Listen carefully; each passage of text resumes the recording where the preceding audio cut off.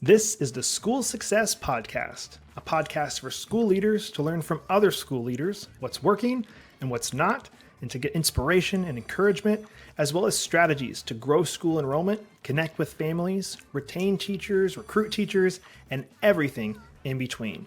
You guys are heroes, and I cannot thank you enough for pouring into this next generation that's coming behind us. My goal is you will take at least one thing away from every episode that you can take back to your school to make it better than it is right now. Please enjoy the School Success Podcast.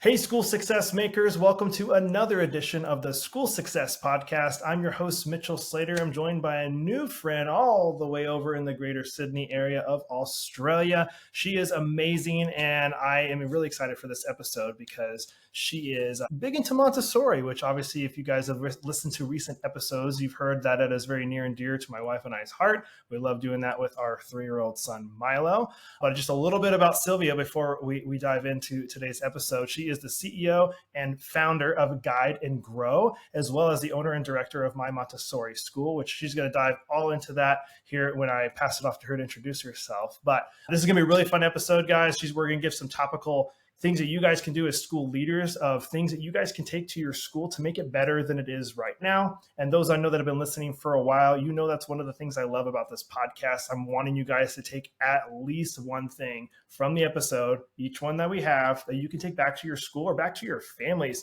to make your families or your schools better. And that's what we're going to do today. So, Sylvia, it is so good to have you on the podcast. Welcome to the School Success Podcast. Thank you so much, Mitchell. I am so excited to be here. And, education is at the core of my whole makeup and being. So I'm super excited to be talking about all the listeners out there today that are joining us. And I can't wait to get into this conversation. Love it. Well, I always start with the same question, and is, if I come to Sydney, Australia to visit, what do I have to do to get the full Sydney experience?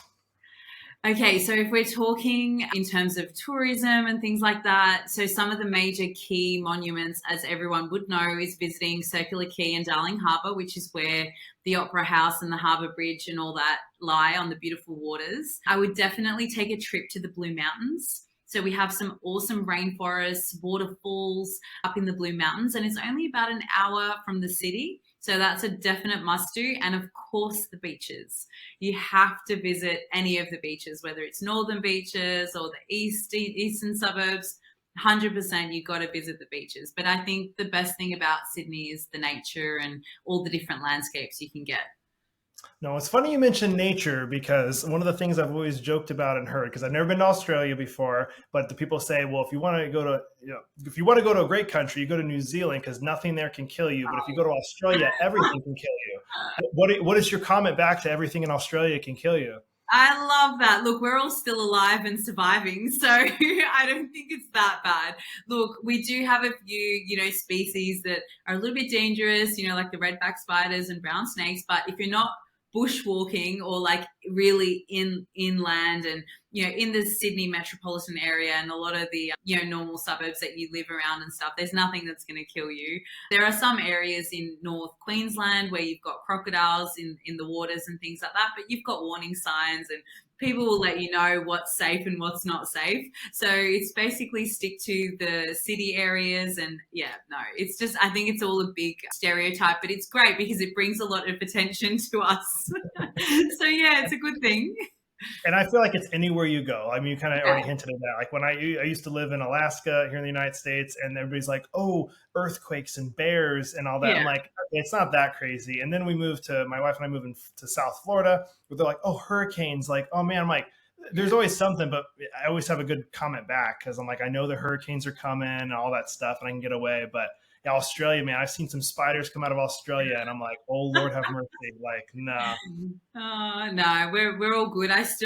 Thank goodness, touch wood, I haven't encountered anything too dangerous in my time here. So we're still doing well. All right, well, let's talk about food then real quick, because I've had Vegemite before, because I know that's a staple, but I'm assuming it's a staple because at least that's what I hear in America. Is that a staple there, Vegemite? Well, look, you're talking to a Vegemite lover. So yes, there is no household, or even in my school, actually, we have Vegemite because it's something that's really common here. However, you have to eat it the right way. Let me just be clear to everyone listening out there. If you are going to try Vegemite, you need to do it the right way. Number one tip, don't lather it on like it's butter, because that's going to really just send you nuts and you'll hate it. The second thing is you either have to have a really good base. So the base has to be butter or avocado. I know that sounds really weird, but when you have a good creamy base like a butter or an avocado, so Vegemite just has this real like salty kind of tangy flavor. So like myself, I love savory, I love salty. So you just put a little bit of Vegemite down, pack it on with some butter or Vegemite or avocado, and you've got it. Yeah, but you have to do it the right way. But typically bread, would you say it goes on bread? Yeah, Okay. sorry. So like bread, sorry, I totally forgot the toast or the bread or cracker or anything like that. You need to have a base, and then the toppings will be either butter or avocado and a little bit of Vegemite. All right. Well, I definitely did it wrong then, because this is years ago. My brother went on a trip to Australia and came back with Vegemite, telling everybody that this is what they eat over there. And I was like, okay. And I kind of thought it was a joke, because when I tried it, I was like, there's no way people actually eat this. But I put it on my finger and just put it in my mouth and ate it. I was like, this is horrible, bro. And so I did it wrong. I did it wrong. Yeah, no, the kids actually love taking a spoon and digging right in there. And I cringe. But yeah, if you do it the right way, it's actually something really, really delicious. And we typically have it for breakfast. All right. Well, I will try. I'm sure I can get it on Amazon now in this day and age. So maybe I'll have to try it again, and I'll tag you. Mitchell, don't try the knockoffs. Don't do anything. And the British are going to hate me for saying this, but don't try like Promite or like Mighty Mite or anything like that. It has to be Vegemite, because the rest of them just don't do it justice. All right. Vegemite it is. I'll have to look if it's on Amazon. All right. Get it primed here. Yeah. Well, diving into this podcast episode, I would love to get, before we dive into a couple questions I have for you, just your background in general, education or just work history, kind of just to give the audience just your background before we dive into the questions. So let's hear the background of Sylvia.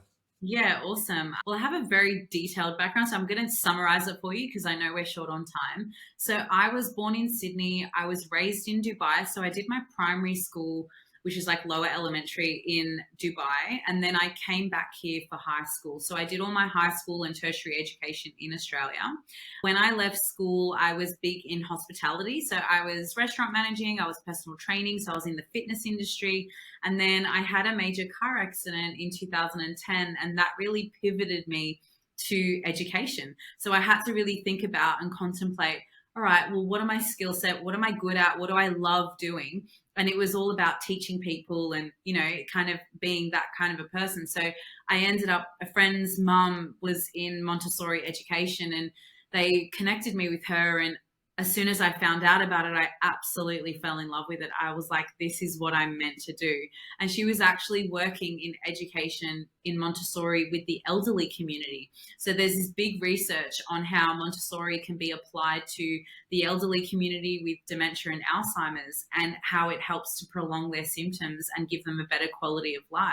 So I was doing that work, and then I presented this work to a whole group of school leaders and Montessori educators. And one of the schools just approached me after that chat and at the presentation and said, oh, I'd love you to come and work for me in one of our toddler rooms. So I was like, okay. I had no experience in the toddler space. I had no teaching background, and I just dove straight into it. Fast forward about 13, 14 years now, and I've got I set up my own Montessori school. So we serve 0 to 6 years old. So we're in the preschool age. And then I kind of saw a need for parents to have more support and educators. So then we started Guide and Grow about 5 years ago, which is just an online community. We have a Facebook group like Montessori at Home, 0 to 3 years. We've got videos, live events. So all of those parenting and educator resources are really to support people on their journey in Montessori, or just generally, I really specialize in child development and behavior. So it's really about helping people along that journey, because I know that parenting and caregiving and educating can be really hard. especially if people feel like they don't have the skill set. Communication doesn't come naturally or habitually to most people, and we always fall into this habit of the way we speak to each other, to the kids, as parents. So I think that was a key thing I saw, even in postgraduate when I went through my master's degree, there was this lack of skill set. Like, people were coming out with a master's in teaching with no background on how to talk to kids or how to support them when they're going through these challenging moments in the classroom or with their emotions. So yeah, I'm super passionate about that. So that's a little bit of my background. I love it. Well, if anybody's listening and they're like, well, I've heard of Montessori before, I'm not really sure what all it is, what she's talking about. If you were to give a quick elevator pitch, 30 seconds, like, this is what Montessori is in your words, what would that be? Montessori is really about seeing a child as being capable, confident, and really helping them be independent. So I think it's really about building their life skills and respecting the child. And it's a really child-focused approach when it comes to education. Man, that was the best one I think I've heard before, yes. Sylvia. That was good. It's like you've been doing this for a while on your own, so this is good. And I love that part about, and I always get confused with different, like, is this actually Montessori or was this something else? But like some of the things that my wife and I learned that we've just seen work really well. I mean, we have a almost 4-year-old, 3.5-year-old or whatever, is when he's having like a mental breakdown. And again, tell me if this isn't Montessori, but I think it was like started from them, was helping him understand his emotions and talking through his emotions with him, which I like no offense to my mom and dad or knock on them, that just wasn't done in that way, like intentionality for that. So if I was like having a mental breakdown as a toddler or whatever, it wasn't, I see typically, at least in America, it's more like, suck it up. Hey, you're fine. You're okay. Like telling people like, well, I'm not okay. I'm actually feeling really upset right now. So like we would go to him and go, hey, it looks like you're feeling really upset right now, or what emotion are you feeling right now? And we have these little things in his playroom that he can pick which emotion he's feeling. Is he feeling angry? Is he feeling sad? And so he's able to now articulate, and not being a 3-year-old, he can come to us and go, I'm feeling really sad right now because of this. And I'm like, this 3-year-old's able to tell me his feelings, which is really cool. And I just feel like that's not done very much. Yes. At least, is that a Montessori thing? So absolutely, it goes hand in hand. So what you're talking about is emotional intelligence, right? And the biggest thing that we've seen, or how we were raised, and like you said, parents didn't know any different, or educators didn't know any different. But the biggest thing, and I love the fact that your 3-year-old is coming to you and saying, I'm feeling sad, or I'm angry, or I'm frustrated, because they can start recognizing these emotions and learning what to do about it. So it is something that is 100% aligned with the Montessori philosophy. It's about allowing children to feel and supporting them to help them understand what it is that they can do about those feelings. Because the opposite is suppressing them, dismissing feelings, and then you're creating a generation of adults who are then going to not know how to cope with their feelings and emotions. They're going to get angry. They're going to resort to trying to find other things to take that pain or emotion away, which I'm sure a lot of adults listening out there can totally empathize with that, because they just bottle up everything inside. They don't know how to process it. And then they'll use something else to kind of be an outlet for them, because they just don't know how to cope. And I think that's one of the biggest things that we can give to children these days, whether you're an educator, a parent, anyone that's listening. It is so important to build your child's emotional intelligence and help them understand what feelings are. Negative feelings are not a bad thing. We were always taught, like growing up, we could never feel angry. God forbid that we felt upset about something or angry. It would be the end of the world. Feeling jealous of a sibling, that's just not on. So things like that were always negated as a child growing up. And I think it is so important to do the exact opposite and break that cycle that came out through the older generations.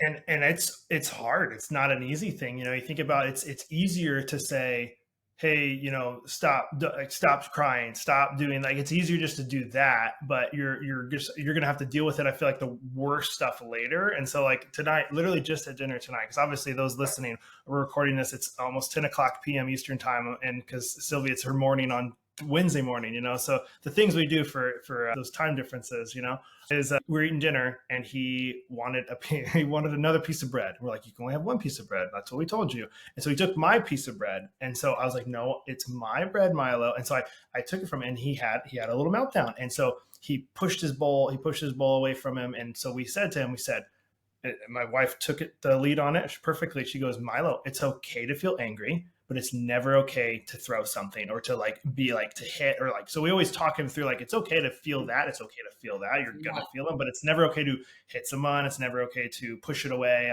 throw, so it takes extra time. It'd be better just to go, you know what, go to your room. That's the easy way, the easy cop out, to getting your way, but it's working. I mean, I'm seeing a toddler not saying he doesn't have meltdowns. Nobody get me wrong here who's listening. It's not like that he's not ever had that, but you can see it's working. He's starting to comprehend what he's feeling and be able to articulate that, which is, I think, really cool for a toddler to be able to do that. So I just love this stuff. I just think it takes time, and it's some of it sounds, I don't know if you get this from people you work with, it sounds almost so simple. So it's well, there's no way that could work, but it's just doing it over and over and over again. I think would finally start to stick. Would you say that's true? Yeah, absolutely. I was going to say repetition and consistency. A lot of people are like, oh, how can I deal with my child's, tantrums and all this sort of stuff? And I'm like, well, actually, it's a work in progress. This takes time to be conscious and intentional in the way that you're communicating and speaking to children. It's not a quick fix. It's not an overnight thing. It's like parents are looking, because everyone's tired and stressed, and it's really hard. It's a hard journey, and it's hard to be switched on all the time, meaning responding in a conscious way rather than reacting. So we're constantly in this reaction phase. Oh, don't throw your bowl. That's not nice. And so in that situation, it's, I can see you're feeling really upset that we didn't allow you to have another piece of bread. The rule was one piece of bread, Mm-hmm. And then if they're feeling upset about something, then you can give them a tool on how they can do with that. Do you need to, squeeze your hands or draw how angry you are, kind of thing, to give them a solution on what to do. But yeah, it's a long process, and it's something that you've got to think about it as the journey. You're helping build children's life skills. That's not something that happens overnight. What all of this work that you're doing in toddlerhood, when they reach school age or when they're 5, 6, 7, they're the ones who are going to say, I'm really frustrated that didn't work for me.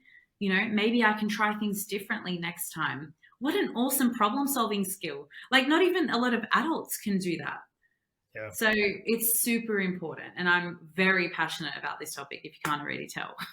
I can tell. And I love it, because I am too. And I feel like, obviously, there's always going to be room for improvement for anybody in any industry. But let's kind of dive into the more education system a little bit. I don't know the workings of the Australia system, but I know more so the American side. So if we kind of dove into typically the three main questions I ask guests that are on here. So if we talk about challenges first, from your eyes, I know you do have clients you work with in the United States, but obviously you have, the Australia side. What are some challenges you see schools facing when it comes to just education in general? Is there something you see, challenges that, and not just going, here's a challenge, but what are challenges that you see, a way out? Here's how they should combat those challenges. Is there anything that kind of comes to mind that you keep seeing come up over and over again in the education system? Yeah, there are so many, to be honest. And I guess a couple of the main things I see is that staff are underpaid.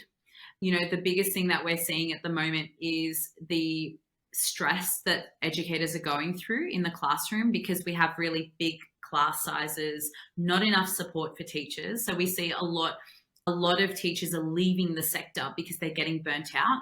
That's a huge thing that we see. We also see a lot of expectations from schools being pushed down onto preschool. So there are things that we have here in terms of school readiness, like making sure all the children are ready for that next step. But what we're seeing is that schools are really pushing down their system onto the children, meaning that children in the first 6 years, and if you're thinking about a Montessori education style, it's really child focused. We do a lot of things through sensory materials, through play, through really understanding child development. Whereas what we're seeing now is that most mainstream schools or centers for early childhood are trying to mimic a school system early on. And that just really, it just doesn't give children the opportunity to thrive.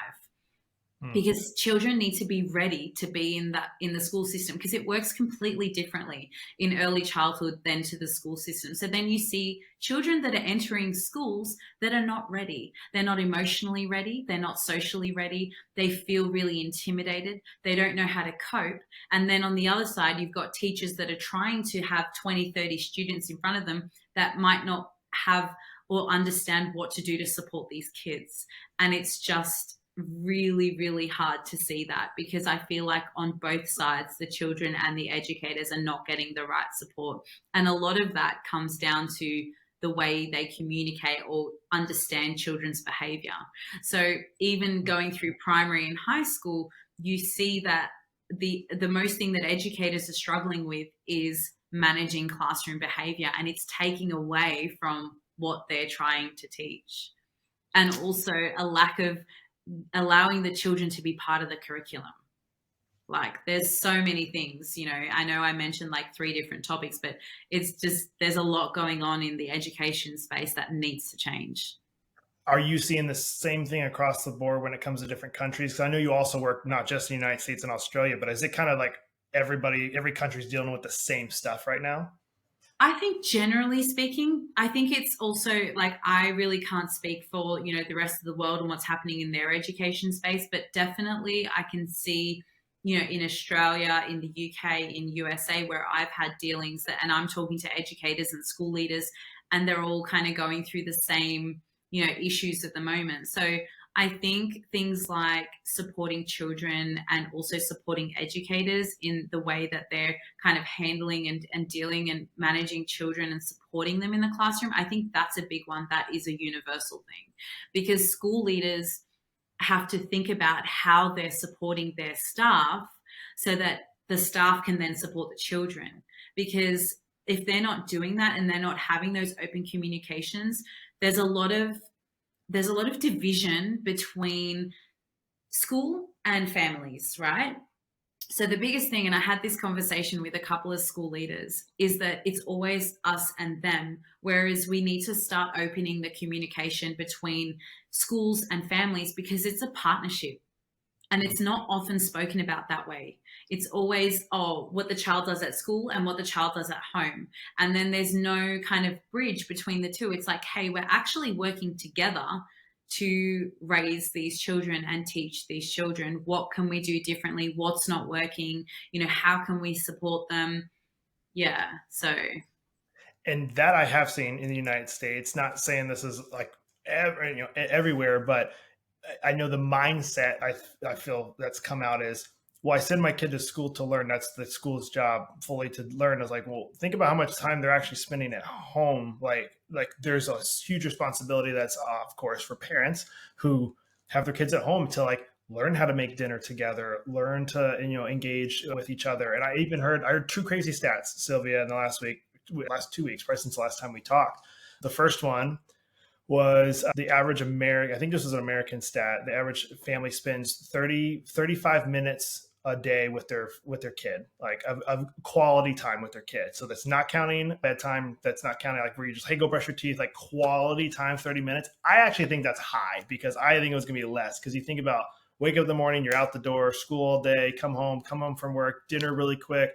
Then they're on their screens, tablets. Like that's not quality time. So like, think about how much time you're not really spending with your kids. So that stat blew my mind, which made me go, man, I really want to be intentional, I know it's hard, but it's something we have to do as a society. We have to be intentional with our children and people. But the other one was 95%. This might even be your stat you gave. I can't remember where I got it from, but 95% of the time we spend with our kids is between 0 and 18. And the rest is going to be the rest of their life. So I'm like, 95% is just these golden ages of their children. And so I hate when I hear people say, I can't wait till my kid graduates and they're out of here and stuff. Like, man, you're never going to get like as much time as you have right now. And it's valuable. So I know I went on a tangent, but it's like this time is so valuable to pour into them and to educate them, and them being in the schools. So there's my 2 things, my nuggets I wanted to drop.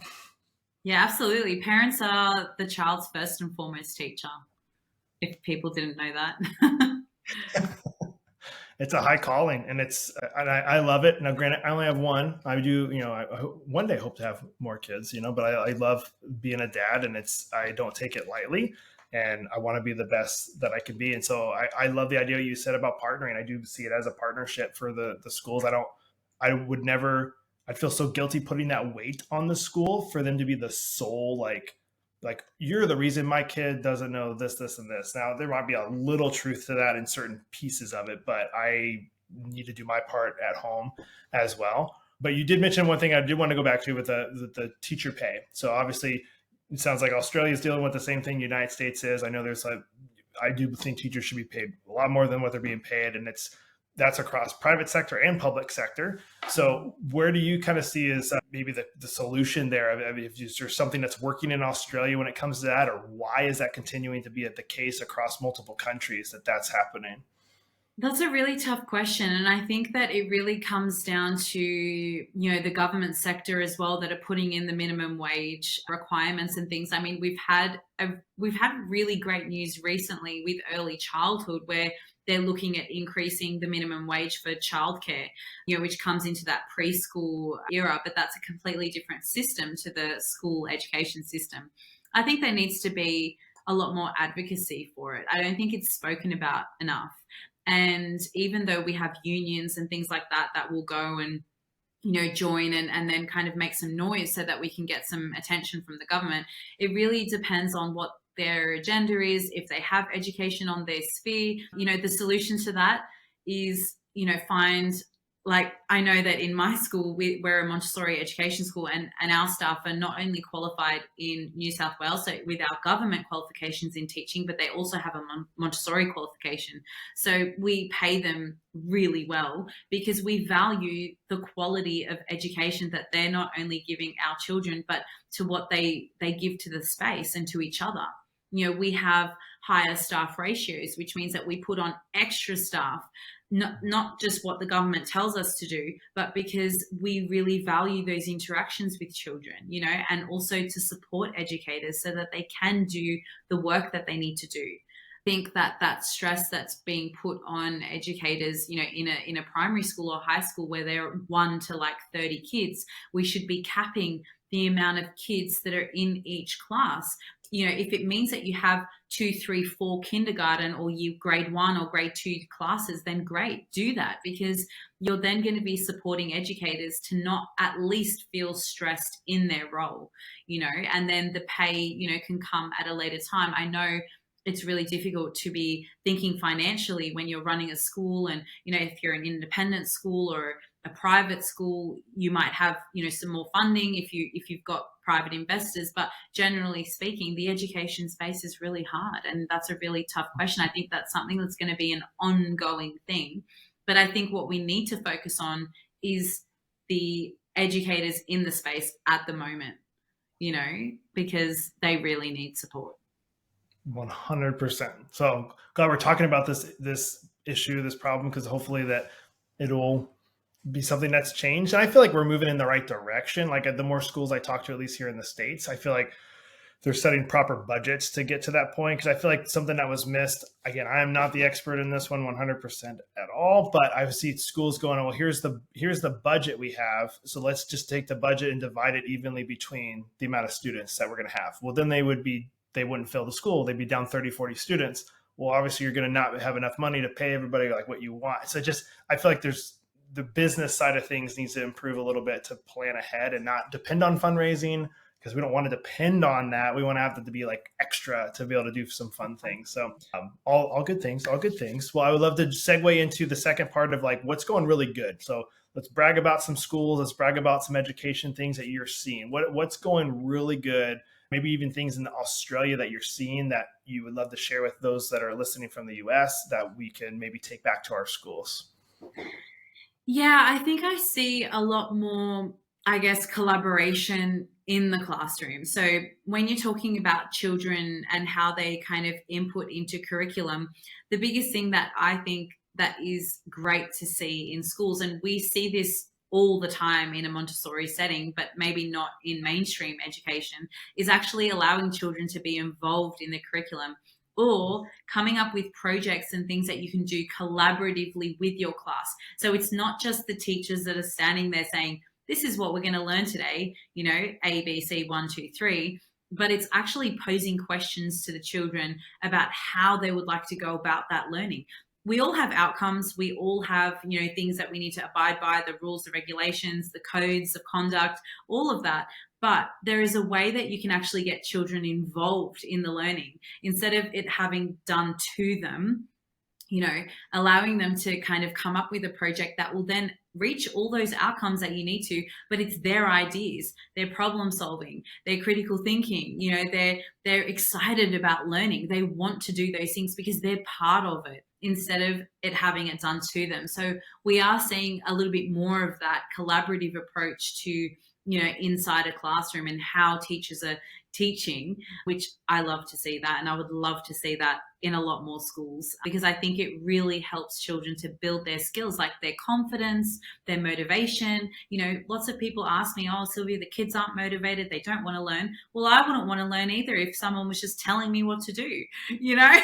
Something has to change. If you want children to feel, motivated and confident and to be wanting to learn, then you've got to have to change the strategies in which you're using to teach them.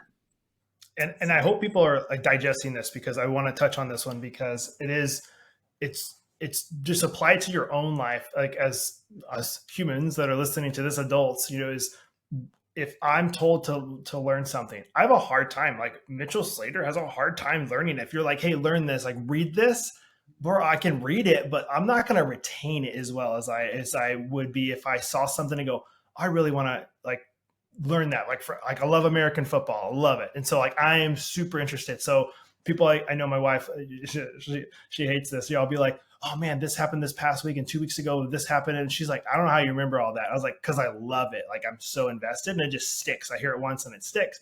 But man, like there could be certain things it's going to go in one ear and out the other.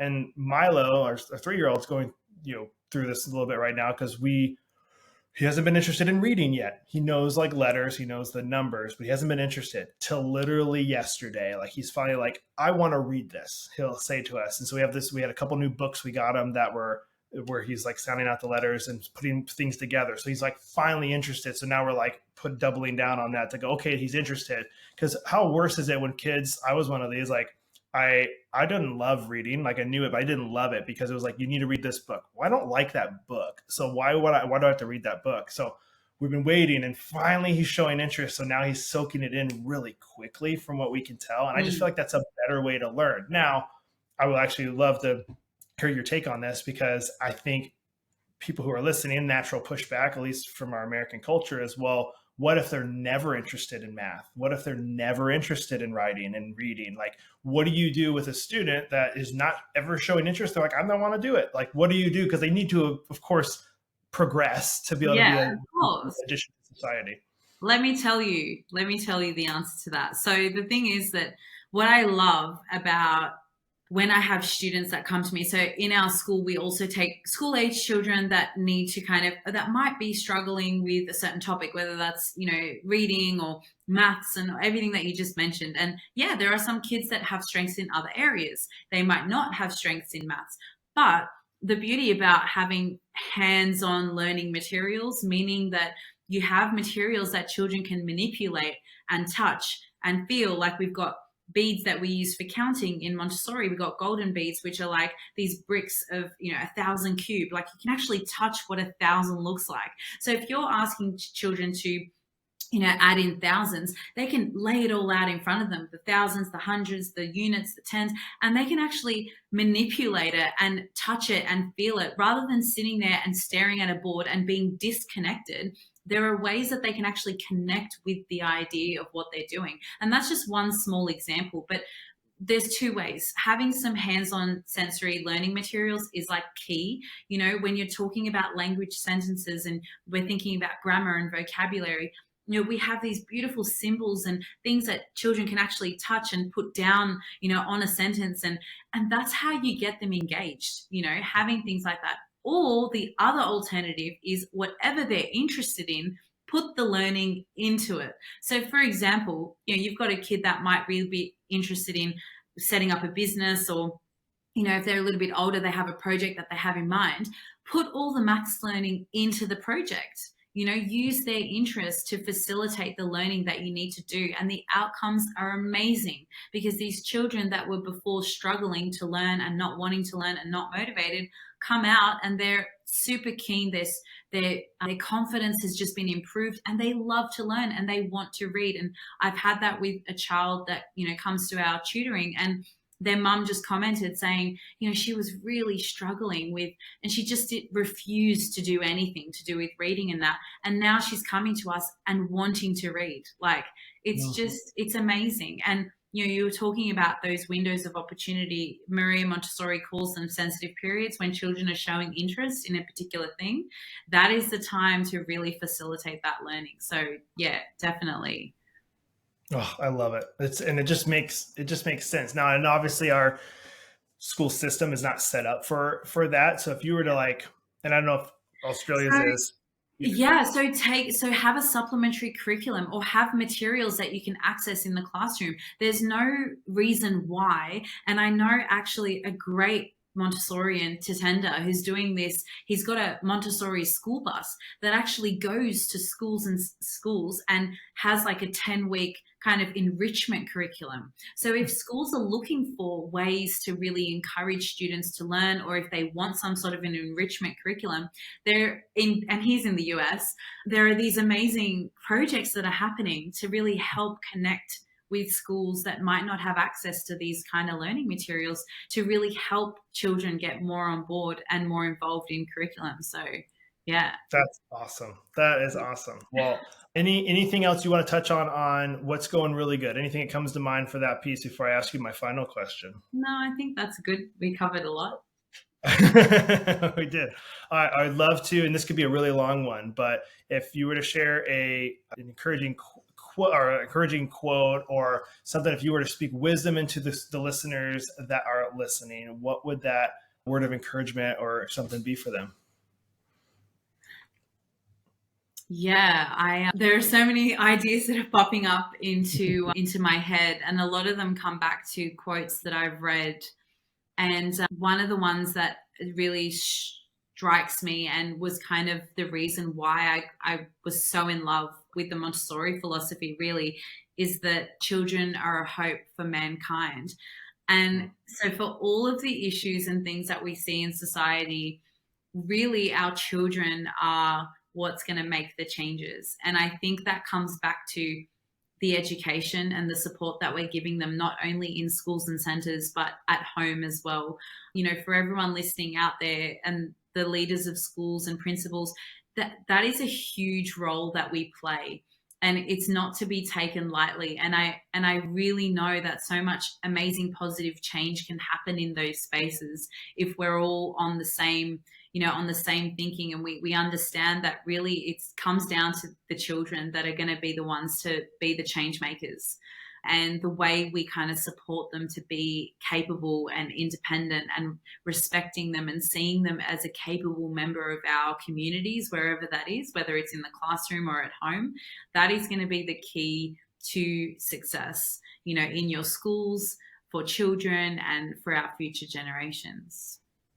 That was excellent. What a great ending to a great podcast. So as everybody's listening, if they want to get connected with you, Sylvia, or get connected with your Grow and Grow, oh my goodness, I just butchered it. But if they want to get in touch with you, please tell them how to do so.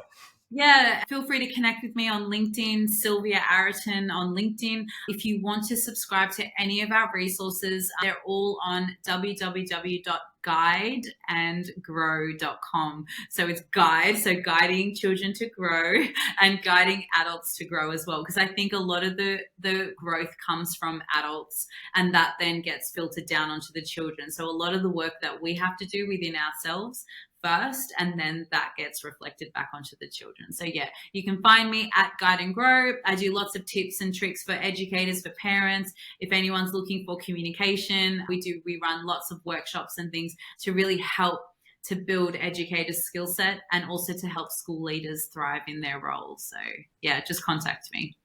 Love it. Sylvia, thank you for taking time out of your day to hop on this podcast. I love what you're doing. I love all of the years you've put into this. And I know you're going to do this for many, many years to come to just truly bless generations with the work that you're doing, you and your company. So I just want to say thank you from me to you and wishing you nothing but the best as you continue to do what you're doing.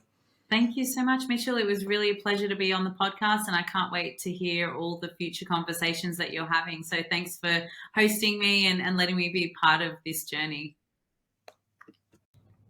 Well, another huge shout out and a thank you to Sylvia for taking time and being on the podcast today. I love what she's doing and I loved our chat. Her and I could easily have talked for hours just connecting on the Montessori side and just education in general. So just wishing her nothing but the best as she continues to do what she's doing and pouring into the next generation and current families and schools that are just trying to further education. She's doing an amazing job at it. So I encourage you guys to connect with her on her website or on LinkedIn, as she mentioned on the podcast. You will not be disappointed in that at all. If you guys learned something from today, I want you to, of course, use it. So take at least one thing from today's episode. And if you couldn't get anything, go back and listen to it again and take at least one of the things from today's episode that you can take back to your school to make it better than it is right now. And I know I even mentioned this earlier, but maybe it's something you even just take back to your family. Is there something, a different way you can interact with your kids or bring something into the mix for spending more time with them? Whatever it is, we just want this podcast to help you become a better version of you, as well as taking that back to your school to make your school a better version of what it is right now. And again, some of those things that maybe you guys need is some community of ways to make yourself better. One of the things we have is our private Facebook community just for school leaders. Would love you guys to join if you're not yet in there. It's called School Success Makers. Private group on Facebook just for school leaders. Go over there and join that. We also have some great resources on our website, schoolsuccessmakers.com. So go over to schoolsuccessmakers.com and just connect in there. We have a newsletter we're launching in the fall called the School Success Report. Super stoked about that. There's going to be giveaways and awesome articles and information and blogs and just a ton of fun stuff. The team has already been writing and preparing for that launch this fall. So I'm super stoked about that. Again, if you're a school listening though, and you're like approaching fall already and you are not where you need to be enrollment wise, definitely reach out to us. I, of course, own a company called Slater Strategies, and we love helping schools grow their enrollment and find ways to connect better with their families, automate things to give them time back in their day so they can grow their school and obviously have more revenue as a school. So if you guys need help with that, we'll love to connect with you. You can check us out online, slaterstrategies.com. That's slaterstrategies.com. But if you get lost in there, you can always go to schoolsuccessmakers.com and connect with us over there. But wishing you guys nothing but the best as you continue to prepare and enjoy this summer, as well as prepare for the school year that is fast approaching this fall. So we look forward to hearing from you guys soon, and we'll have another amazing guest next week, as usual, on the School Success Podcast. We'll see you then.